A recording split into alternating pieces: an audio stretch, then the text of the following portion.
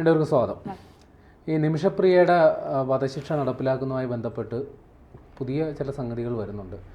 നിമിഷപ്രിയയെ മാപ്പ് നൽകി വിട്ടയക്കുമെന്ന തരത്തിൽ വാർത്തകൾ വരുന്നു. എന്നാൽ വധശിക്ഷ തന്നെ നടപ്പിലാക്കിയാലേ മതിയാകൂ എന്ന് തലാലിൻ്റെ സഹോദരൻ നിലപാടെടുക്കുന്നു. എന്താണ് ഇനി നിമിഷപ്രിയയുടെ കാര്യത്തിൽ സംഭവിക്കാൻ പോകുന്നത്? നിമിഷപ്രിയയുടെ കേസിൽ വലിയൊരു ട്വിസ്റ്റാണ് ഇന്ന് രാവിലെ മുതൽ സംഭവിക്കുന്നത്. കാരണം അതിലെ വാർത്തകൾ എത്ര ചെറുതാണെങ്കിലും എത്ര ചെറിയ കാര്യമാണെങ്കിലും അത് കുടുംബത്തെ സംബന്ധിച്ചിടത്തോളം, നിമിഷപ്രിയ തിരിച്ചു വരണമെന്ന് ആഗ്രഹിക്കുന്നവരെ സംബന്ധിച്ചിടത്തോളം അതൊരു വലിയ വാർത്തയായി തന്നെ നമ്മൾ കാണണം. ഇപ്പോൾ തലാലിൻ്റെ സഹോദരൻ കഴിഞ്ഞ ദിവസം വരെ ഫേസ്ബുക്കിലിട്ട പോസ്റ്റ്, ഞങ്ങൾ ഒരിക്കലും ചോരയ്ക്ക് ചോര, ഞങ്ങൾക്ക് നിമിഷപ്രിയയുടെ ചോര തന്നെ വേണം, കൊല്ലണം, പിന്നെ എന്താ പറയുക, വധശിക്ഷ തന്നെ നൽകണം. കാരണം മൃതദേഹത്തോട് കാണിച്ച അനാദരവാണ് സഹോദരൻ എടുത്തു കാണിക്കുന്നത്. പ്രതിരോധത്തിലാണ് എങ്കിൽ ഈ മയക്കി കിടത്തിയിട്ട് പോയാൽ മതിയായിരുന്നല്ലോ, എന്തിനാണ് ഇങ്ങനെ വെട്ടി നുറുക്കി കഷ്ണങ്ങളാക്കിയത് എന്നുള്ളൊരു ചോദ്യമാണ് അദ്ദേഹം ചോദിക്കുന്നത്.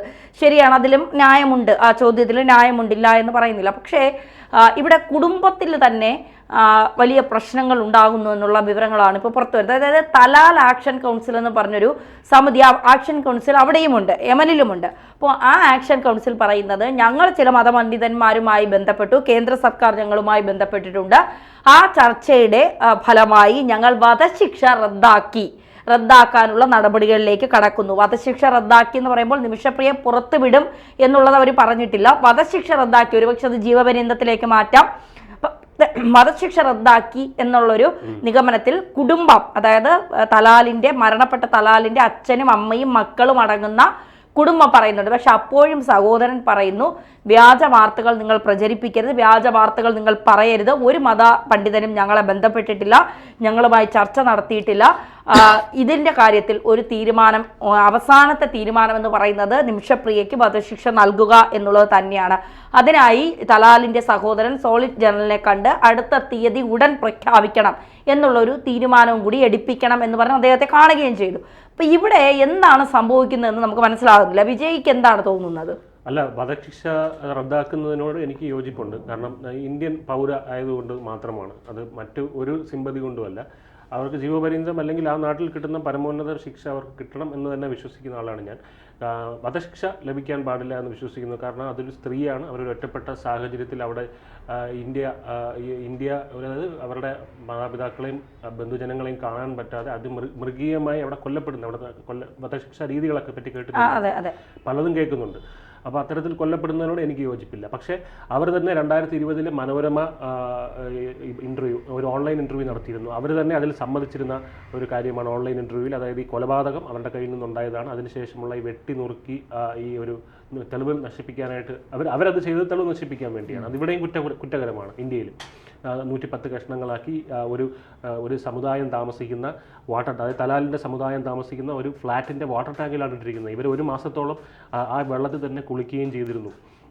അപ്പോൾ അവർ കുറച്ച് നാൾ കഴിഞ്ഞിട്ട് ഇവർക്ക് അതിൽ ആ വെള്ളത്തിലൊരു എണ്ണമയം കാണുകയും ഇവർ ടാങ്ക് നോക്കിയപ്പോൾ അവരവിടെ കാണുന്നത് എന്താണ്, ഈ ഫ്ലഷ് ടാങ്കിൽ 110 കഷ്ണങ്ങൾ കിടക്കുന്നു, മനുഷ്യ മാംസം. ഇത് പിന്നീട് DNA ടെസ്റ്റിലേക്ക് അയച്ചപ്പോൾ ഈ ഒരു മാസമായിട്ട് കാണാതായിരുന്ന തലാലിൻ്റെ ശരീരമാണ്. അവർക്കത് ഒരിക്കലും പൊറുക്കാൻ പറ്റാത്ത കുറ്റമാണ്. ഒന്ന് ആലോചിച്ച് നോക്കും, നമ്മുടെ ഇവിടെ ഒരു സ്വദേശിയുടെ കൂടെ ഒരു വിദേശ വനിത വന്നു, ഭാര്യയെ പോലെ താമസിക്കുന്ന ഒരു ഫ്ലാറ്റിൽ ഒരു ദിവസം 2 പേരെയും കാണാതാകുന്നു. ഒരു മാസം കഴിയുമ്പോൾ നമ്മുടെ എന്താ പറയുക, വാട്ടർ ടാങ്കിൽ നിന്ന് ഇദ്ദേഹത്തിൻ്റെ ശരീരം കിട്ടുന്നു. ആ യുവതിയെ കാണാനില്ല. നമ്മൾ പറയുമോ വിദേശ വനിത അങ്ങ് വെറുതെ വിട്ടോളം പറയുമോ? പറയില്ല. അപ്പം അവിടെ അതാണ് അവിടെ സംഭവിക്കുന്ന കാര്യം. അത് നമ്മൾ മനസ്സിലാക്കണം. അവരുടെ രോഷം നമ്മൾ മനസ്സിലാക്കണം, ആത്മരോഷം മനസ്സിലാക്കണം. ഇതിൽ മറ്റൊരു കാര്യം കൂടെയുണ്ട്. ഇവർ പറയുന്നുണ്ട് പലതവണ കംപ്ലൈൻറ്റ് കൊടുത്തു, 10 ദിവസത്തിനുള്ളിൽ തിരിച്ചു വരും. പലതവണ ഈ തലാൽ ജയിലിൽ പോയി. പെണ്ണ് കേസിൽ എന്നാണ് പറയുന്നത്. ഇവരെ പീഡിപ്പിക്കാൻ ശ്രമിച്ചു എന്നുള്ളതാണ് പറയുന്നത്. ഒരു കാര്യം മനസ്സിലാക്കണം, അത് ഹൂതികൾ ഭരിക്കുന്നതായിക്കോട്ടെ, ഏത് ഇസ്ലാമിക രാജ്യമായിക്കോട്ടെ, അവിടെ ഒരു അന്യപുരുഷൻ ഒരു സ്ത്രീ ആക്രമിച്ചാൽ അവരങ്ങനെ പെട്ടെന്നൊന്നും പുറത്തു വിടത്തില്ല. പക്ഷേ ഡൊമസ്റ്റിക് വയലൻസിന്റെ കേസിൽ, അത് നമ്മളിപ്പോൾ ഈ കണ്ട ഇവിടെ ഈ ഒരു കേസ് ദുബായിലുണ്ടായിരുന്നു, അതുല്യയുടെ കേസ് അല്ലേ? അതെ, അവിടെ പറയുന്നുണ്ട്, അവർ എടുത്തു പറയുന്നുണ്ട്, ഡൊമസ്റ്റിക് വയലൻസിന്റെ കേസിൽ ഭാര്യയോട് ചോദിക്കും, നിങ്ങൾക്ക് മാപ്പ് നൽകാൻ തയ്യാറാണോ, നിങ്ങൾ അങ്ങനെയാണെന്നെങ്കിൽ മാത്രമേ ഇദ്ദേഹത്തിന് ഈ സ്ത്രീയുടെ കൂടെ തിരിച്ചു വിടുകയുള്ളൂ. അപ്പോൾ ഇവിടെ 10 ദിവസത്തിനുള്ളിൽ ഇവർ ഈ പലതവണ തിരിച്ചിറങ്ങി വരുന്നു എന്ന് പറയുന്നത് എന്തുകൊണ്ടായിരിക്കാം? അങ്ങനെ നമ്മൾ ലോജിക്കലി ചിന്തിക്കേണ്ട ഒരു ആവശ്യമുണ്ട്. അവിടെ ഈ പറയുന്ന ബിസിനസ് നടത്താൻ വേണ്ടി ഇദ്ദേഹത്തിൻ്റെ ഭർത്താവായിട്ട് അതായത് ഈ അവിടെ ഇന്ത്യൻ സ്വദേശികൾക്ക് അവിടെ ബിസിനസ് നടത്താൻ പറ്റില്ല, ഹോസ്പിറ്റൽ സ്ഥാപനം തുടങ്ങാൻ പറ്റില്ല. അപ്പോൾ അവിടെ അതിനു വേണ്ടി ഒരു രേഖ കെട്ടിച്ചമച്ചിട്ടുണ്ട്. അങ്ങനെയാണ് അതിനകത്ത് അവകാശം വരുന്നത് തലാലിന്. അപ്പോൾ ആ രേഖ ചമച്ചത് കൊണ്ട് ആ രേഖ ചമയ്ക്കാനായിട്ട് ആര് കൂട്ടു നിന്നു എന്നുള്ളതും കൂടെ അന്വേഷിക്കേണ്ടതായിട്ടുണ്ട്.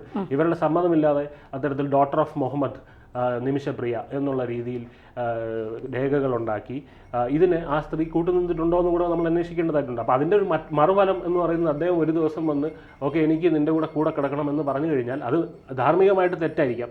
പക്ഷേ ഇതിൻ്റെ മറ്റൊരു അനന്തരഫലം അതും കൂടെയാണ്. ബിസിനസ് നടത്താനായിട്ട് ഭർത്താവായിട്ട് നിൽക്കാമെന്നുണ്ടെങ്കിൽ അല്ലെങ്കിൽ ഇതിനും വേണമെന്നുള്ള. അപ്പം ഈ കോടതിയിൽ പോയപ്പോൾ നമ്മൾ മനസ്സിലാക്കേണ്ടത് അവരുടെ രേഖകളിൽ ഇദ്ദേഹം ഭർത്താവാണ്. അപ്പോൾ ഇതൊരു ഡൊമസ്റ്റിക് വയലൻസ് ആയിട്ട് മാറും. ഇത്തരം രാജ്യങ്ങളിൽ ഈ പറയുന്ന നിമിഷപ്രിയ മാപ്പ് കൊടുത്തത് കൊണ്ടാണോ ഇദ്ദേഹം പുറത്തു വരുന്നത്, അല്ലെങ്കിൽ അത്തരത്തിലൊരു ലീഗൽ സോഴ്സ് ഉപയോഗിച്ചാണോ ഇദ്ദേഹം പുറത്തു വരുന്നത് എന്നൊക്കെയുള്ള കാര്യങ്ങൾ മനസ്സിലാക്കണം. അവരുടെ തന്നെ വാക്കിൽ നമുക്ക് മനസ്സിലാവുന്ന ഒരു കാര്യം, പാസ്പോർട്ട് എടുത്ത് രക്ഷപ്പെടാൻ ഇദ്ദേഹം ബോധത്തോടെ ഇരിക്കുമ്പോൾ പറ്റില്ല എന്നുള്ളതാണ്.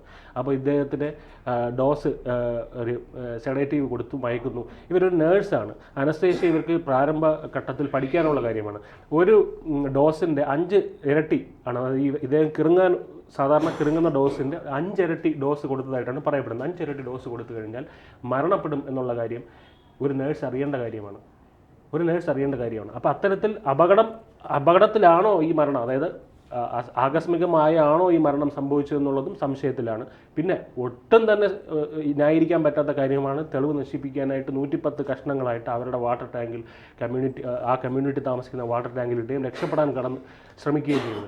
അതുകൊണ്ട് എൻ്റെ അഭിപ്രായത്തിൽ അവർക്ക് വധശിക്ഷ റദ്ദാക്കണം. സ്ത്രീ എന്ന പരിഗണന കൊണ്ട് മാത്രം അല്ലെങ്കിൽ മറ്റൊരു വിദേശ അവിടെ താമസിക്കുന്നു എന്നുള്ളതുകൊണ്ട് മാത്രം ഒരു കാര്യം കൂടെ കൂട്ടിച്ചേർക്കാനായിരിക്കും. ഇതേ കേസ് ഇവിടെ ഷാരോണിൻ്റെ കേസ് ഇവിടെ വന്ന സമയത്ത് കഷായം കൊടുത്ത് കൊന്ന ഗ്രീഷ്മ ആയിക്കോട്ടെ, ജോളി ആയിക്കോട്ടെ, ഇവരെന്നും തന്നെ നമ്മൾ ന്യായീകരിച്ചിട്ടില്ല. അവിടെയെല്ലാം നമ്മൾ പറഞ്ഞത് ഇതൊരു സ്ത്രീയാണോ ഇങ്ങനെയൊക്കെയല്ലേ നമ്മൾ പറഞ്ഞത്. ഇവിടെ എന്തുകൊണ്ടാണ് അത് അവിടെയും പറയാമല്ലോ. ഗ്രീഷ്മ പറഞ്ഞിരുന്നത് എന്താണ്, ഷാരോൺ വിവാഹം കഴിക്കാൻ വേണ്ടി പുറകെ നടക്കുന്നു. അവിടെ മറ്റ് സോഴ്സസ് ഉണ്ടായിരുന്നല്ലോ. അപ്പോൾ ആ സോഴ്സസിലോട്ടൊന്നും പോവാതെ ഇവിടെ അവർ അതിലോട്ട് പറയുന്നില്ല. ഈ ചെയ്ത പ്രവൃത്തി ഒരു സൈക്കോപാത്തിന് മാത്രമേ ചെയ്യാൻ പറ്റുള്ളൂ. അതായത് വെട്ടി നുറുക്കി 110 കഷ്ണമാക്കുക എന്നുള്ളത് അതൊരിക്കലും ന്യായീകരിക്കാൻ പറ്റുന്ന കാര്യമില്ല. അതുകൊണ്ട് എൻ്റെ അഭിപ്രായത്തിൽ വധശിക്ഷ റദ്ദാക്കുന്നതിനോട് യോജിപ്പുണ്ട്. പുറത്തു കൊണ്ടുവരിക എന്നുള്ളത് എവിടുത്തെ ന്യായമാണെന്ന് എനിക്കറിയാം. അവിടെ ഏതെങ്കിലും രാജ്യത്തെ ഒന്ന് കുറ്റം ചെയ്യുക എന്നിട്ട് ഇന്ത്യൻ സർക്കാരിൻ്റെ ഉത്തരവാദിത്വമാണ് അവിടുന്ന് ഇറക്കിക്കൊണ്ട് ലക്ഷങ്ങൾ ചെലവാക്കുക എന്നുള്ളത് ഇന്ത്യൻ സർക്കാർ പറഞ്ഞ പോലെ ഈ സ്ത്രീ എന്ന പരിഗണന പിന്നെ ഇന്ത്യ വധശിക്ഷയെ പ്രോത്സാഹിപ്പിക്കുന്ന ഒരു രാഷ്ട്രമല്ല.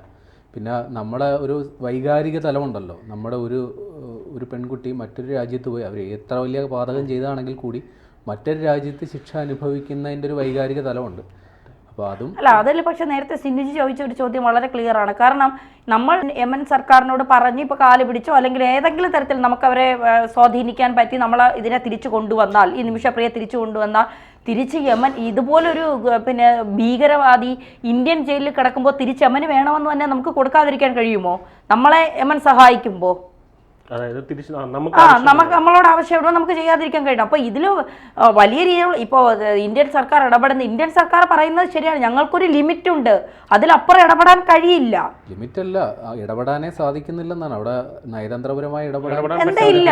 അപ്പോൾ അത് മാത്രമല്ല മതരാജ്യം കൂടിയാണ് യമൻ എന്ന് പറയുന്നത്. റിലീജിയസ് ഡിപ്ലോമസി എന്ന് പറയുന്നത് മതപരമായിട്ടുള്ള നയതന്ത്രം. അതായത് ഈ കാന്തപുരം ഇടപെട്ടത് അതല്ലാതെ അവിടെ ഇന്ത്യൻ എംബസി പോലും ഇല്ല.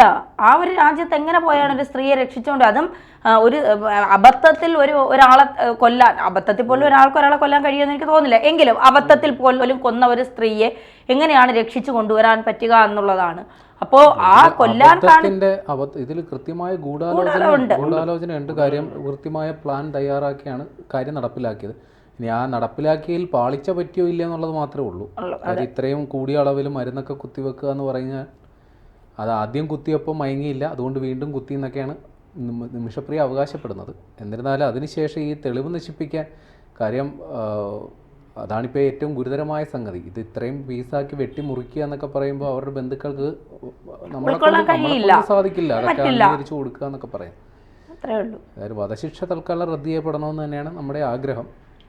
നമ്മളൊക്കെ ഒന്ന് എവിടെയെങ്കിലും ഒന്ന് തെന്നി വീണ് ഈ പ്രായത്തിലും കയ്യോ കാലോ ഒന്ന് തട്ടിയാൽ നമ്മുടെ അമ്മമാർ സഹിക്കുമോ? എന്താ പറ്റിയെന്ന് ഒരു 1000 വട്ടം നമ്മളെ ചോദിച്ചോണ്ടിരിക്കും. അതുപോലെയാണ് അയാൾക്കൊരു അമ്മയുണ്ട്. തലാലിന്റെ കുടുംബക്കാർ ആവർത്തിച്ച് പറയുന്ന ഒരു കാര്യമാണ്, നിങ്ങൾ വിചാരിക്കുന്ന സ്ത്രീയല്ല നിമിഷപ്രിയ. നിമിഷപ്രിയ ഒരു സൈക്കോപാത്താണെന്ന് അവർ ആവർത്തിച്ച് പറയുന്നുണ്ട്. അത് എന്തുകൊണ്ടായിരിക്കും തലാലിന്റെ കുടുംബക്കാർ പറയുന്നതെന്നുള്ളത് കൂടെ നമ്മൾ ആലോചിക്കേണ്ടതായിട്ടുണ്ട്. തലാൽ അവർക്ക് നിമിഷപ്രിയ നേരിട്ട് പരിചയമുണ്ടോ? ഇത്തരം കാര്യങ്ങളൊന്നും നമുക്ക് അറിയില്ല, വിഷയങ്ങളാണ് അതൊക്കെ. എന്തായാലും എന്താണ് ഇതിന്റെ പിന്നെ ഇപ്പോൾ പുറത്ത് വരുമോ, റദ്ദാക്കിയതിനു ശേഷം പുറത്ത് വിടുമോ, അതോ ജീവപര്യന്തമാണോ? കാത്തിരുന്ന് കാണാം.